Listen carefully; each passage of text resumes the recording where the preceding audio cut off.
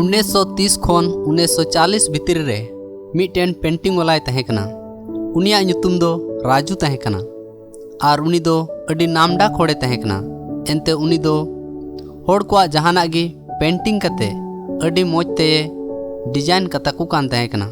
उना इयते होड़ को दो अडी संगिन संगिन खन पेंटिंग उचुई लगिते आकोआ सामान को अगुयेत कान तहे कना।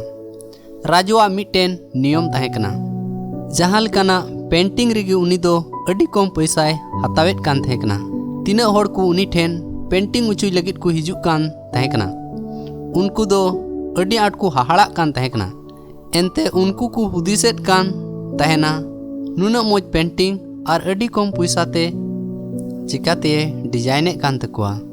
आम जहाँ तेरगे उनी ठेनेम चला रे जोतो समय रेगे उनिया दुकान दो अडी भीड़ गे तहेनो कान तया। नुकान भीड़ समय रे मिद दो मिटन होड़ दो राजुए कुली किदिया आम दो चिकाते नुना कम पैसा ते दोम कमियत कान तकुआ। तबे राजुए मेन किदा इन दो पैसा लगी ते दो बइन कमी कना। इन दो जावगी कुसी आ रस्कते ताहेन लगी इन कमियत कना। सरीगे इनरेन दुलड़िया बुहा को होड़ को ठेन आयमा पैसा ताहेलेन रेहों उनको ठेन कुसी आ रस्क बांग ताहेलेन खान उनको जीवन दो अवड़िया गया। उना इयते सोनत सस्तर हुए मेनेट कना।